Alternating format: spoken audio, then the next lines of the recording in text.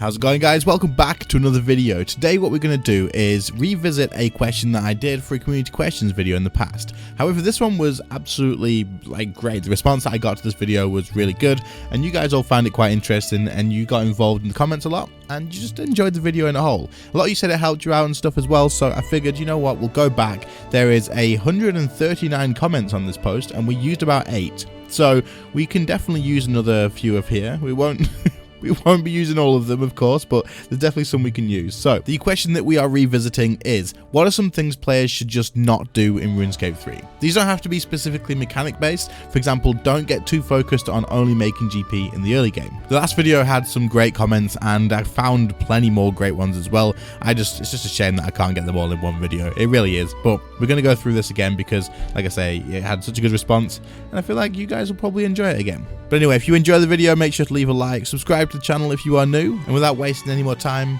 let's get going. Okay, so starting off with our first comment, it says, if a clan isn't working for you, don't be afraid to leave. I feel sometimes low-level people get trapped in a clan that refuses to teach and include them in PvM. Clans are supposed to help, not make someone feel stuck. This is a great comment, and I completely agree. And to be honest, I would hope that if people felt like they weren't really enjoying my clan, I would hope that they felt like they could leave. Like, they don't have to be stuck around and stuff, because I know a lot of clans do actually make you feel like you can't leave. Like, you've got a commitment to the clan, and if it's not for you, then just freaking get out and do something else. Like, honestly, at the end of the day, if you're not happy in that clan, then you should move to somewhere else. You definitely should. But at the same time, I completely agree that clans should be helping you get into PvM and learning stuff. Like, I completely agree with that. And we do tend to do that quite a lot in our clan, as much as we can, setting up learner groups and stuff. And we're definitely trying to improve that as well at some point. So it is taking a little bit of effort. But yeah, this is definitely a good comment. I like this very much. If you're not happy in a clan, just move. Like, there shouldn't be anything that makes you feel like you have to stay. If you don't want to be there, then I don't know, the pressure from being stuck in clans is definitely something that does exist, but it really shouldn't. It definitely shouldn't. And if anything, if a clan doesn't want you to leave, maybe they should do something to make it so you don't want to leave. That's probably the best way to look at it and the best way to go about it. But yeah, I agree with this one. The next comment has a few suggestions in here, and it says, don't buy supplies when double XP is announced. Don't take your most expensive gear or inventory to the wilderness if you're not ready to lose them. Don't fall into the pitfall of using tier 70 forever because you dislike the concept of degradables. These three are all pretty good, to be fair. So don't buy supplies when double XP is now. This is something that I need to take advice from. I do this all the time. You should probably stock up on supplies when you sort of think double XP is going to be announced, like before that, because as soon as it's announced, prices jump. They just do, and all the way to double XP, they just go up and up and up, and it's just going to cost you more. I mean, if you need the supplies, you need the supplies. So yes, you just buy them, right? But it's a good habit to get into. If you have the spare money to actually buy these up after double XP, once the stuff's gone back to normal prices and that, you'll save quite a bit of money doing this. So if you can afford to do it, then there's definitely a good thing to do. I think the next one is actually something that quite a few people do make the mistake of doing. They'll take, say, 3 items that are expensive into the wilderness, thinking, it's fine, I won't lose it because I've got 3 items and it's safe on death and stuff. And then they get skull tricked, and they're just not happy that they've lost it because they're like, oh, well, it's supposed to be safe and this isn't fair. And so you just honestly do not take anything you're not happy about losing in the wilderness. It's just not worth it. Like, you could, if you take anything in there, you're taking it as a risk. It can happen. People will try to skull trick you. As soon as you take wealth into the wilderness, people will be wanting to kill you and take that wealth. Like, that's just how it works. And even though people always say, PvP's dead in RuneScape, the one time you guys take your freaking expensive stuff into the wilderness will be the one time you run into a PKer that wants your stuff. It's just how it works. Like, it'll just happen. You just have to accept the fact that taking expensive stuff into the wilderness is a big risk. So unless you're willing to lose that, or you know the risks, just don't do it. Just get some cheaper stuff and just maybe kill something a little bit slower. And honestly, it's just not worth the risk if you're not willing to lose that stuff. The next one about falling into the pitfall of using tier 70s forever. He's talking about armor and stuff pretty much. So a lot of people really hate the gear that either degrades to dust or degrades and needs repairing, because they're like, oh, that's extra costs while I'm doing PvM. I can just use Bando, so I can just use Armadillo or Subjugation. And honestly, the difference between that and better gear is like a lot. It's huge, it's great, and you should definitely just get into using the other stuff as well. If you've got access to it, you have the money to buy it, and you can kill bosses with it, you're going to make more money by the time that needs repairing than it costs to repair at all. Like, you're always going to be profiting. Look at the people who have best in slot everything. They are making absolute bank, and they're still using all this stuff, so it is definitely something that you should consider doing. I understand the whole changing from non-degradable gear to degradable stuff, because I was the same at first when I did this, but then I bought my malevolent stuff, because I used to use melee before anything else. Like, I used to use melee a lot, but when I bought my malevolent, I actually freaking loved it. I thought it was great, the best thing ever. I used it everywhere, and even though I did use it everywhere, it degraded pretty quick, but I still made more money even then. So don't get stuck being worried about actually buying degradable gear, because it is good. There's a reason it's degradable. There's a reason that people still use it. It's just really good to use.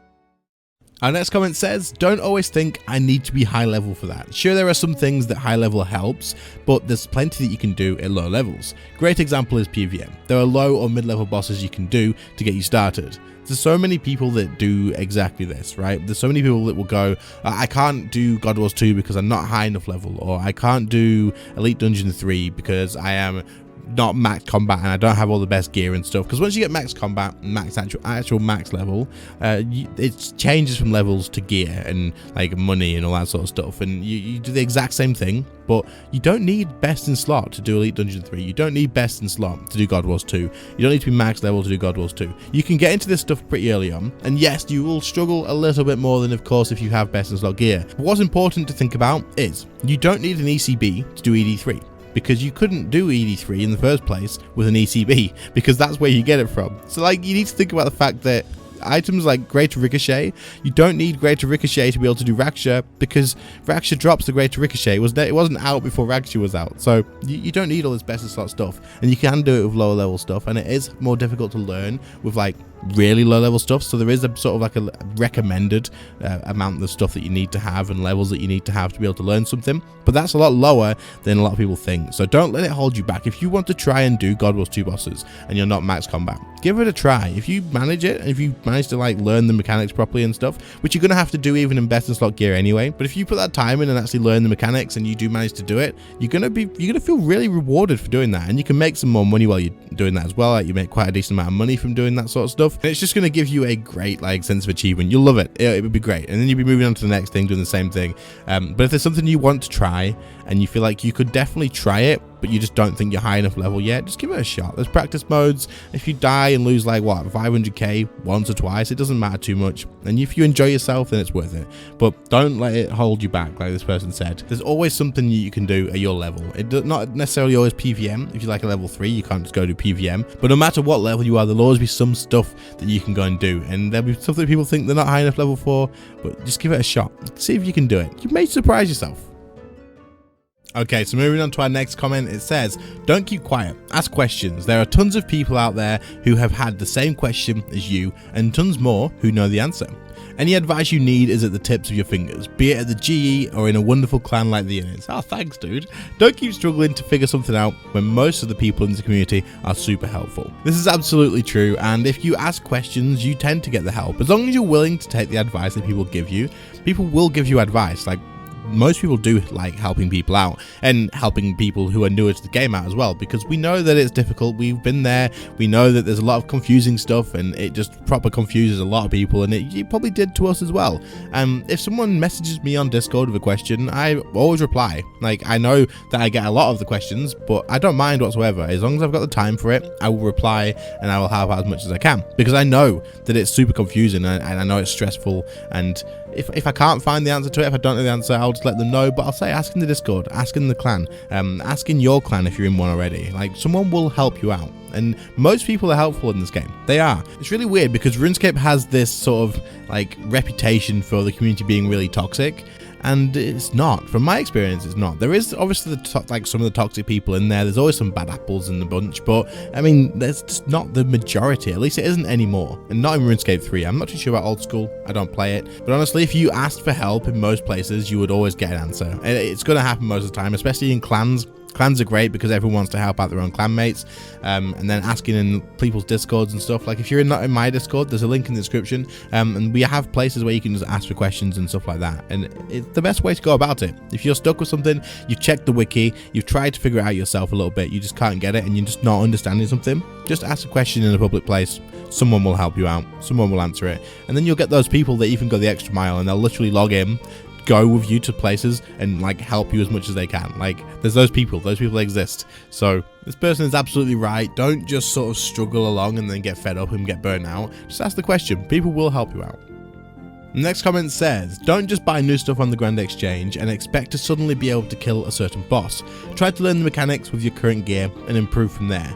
Don't think some new ability codex is magically going to kill the boss for you without knowing what the ability actually does or how you use it. So this is something that quite a lot of people fall into a trap of as well, thinking that to be able to get through a boss, it's all just down to gear. And I've made quite a few videos about it in the past, and while gear definitely does help, and obviously learning in best in slot gear is going to be easier to some extent than learning in not best in slot gear. Again, there's exceptions to that too, because technically learning would probably be easier in Ganodermic and Animate Dead than it would be in Elite Tectonic and no Animate Dead, so it kind of goes both ways. But like to be able to kill a boss, you don't just have to have best in slot gear. It's not all about buying the next upgrade and then you'll be able to kill the boss. You still need to put a lot of practice in to learning the mechanics, learning how to deal with mechanics, learning on timing and being able to put out damage and all that sort of stuff. And of course, having better gear will help with your damage.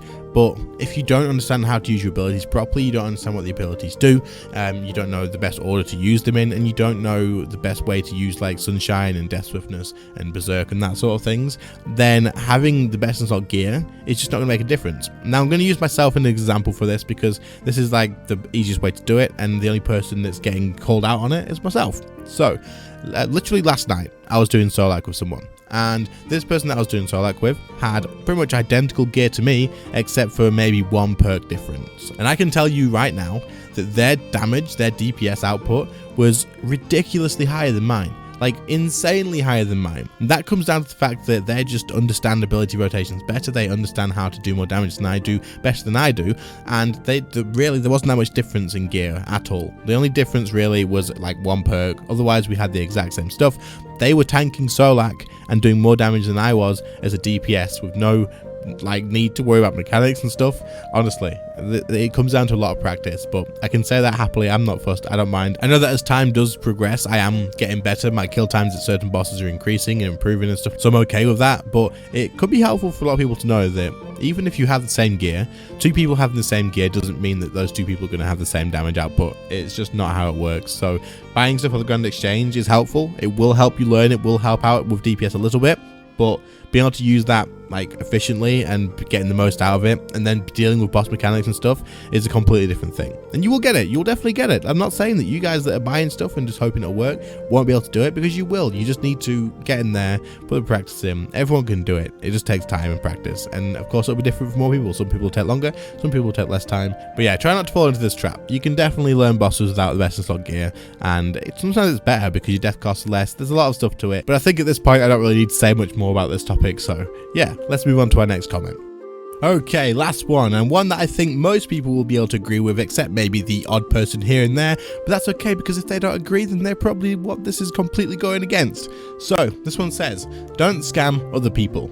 It's plain and simple. Don't scam other people. It ruins the experience for other people, and if you steal a drop that was supposed to be a split in a PVM team, you may struggle to find teams willing to accept you ever again. News goes around. So I like this comment because, one, it gets to the point. Don't scam other people. Nice and easy, nice and simple. But then they also go on to explain like situations where even you may think, I can just scam like one person. I can just take this one greater ricochet. Trust me. With Discord, with the way that everything is at the moment, like how easy it is to spread news around and stuff, and with RuneClan and all that, it is really easy to find out name changes. Honestly, chances are, if you do scam someone like that, you're going to get banned from doing like things in other clans and other Discords, and it will follow you. Like it's followed a few people that we know of. We've had people message us saying, someone in the clan is a known scammer from a different one. They just left our clan the other day, and they scammed someone for this and that, and just wanted to let you know that they're in your clan. And then we're like, right, well, in that case, bye to you. And we just don't want that. Like, we just don't want that in the community. So people that do scam and stuff, it's just not worth it, really. You can change your name twice, people can still find out that it's you. RuneClan, I think, holds up to like just a lot of names. You would have to do a lot of names, by which time the money you've spent changing your names probably makes the scam not really worth it. So honestly, just don't do this. But at the same time, the last line of defense for you not to get scammed is yourself.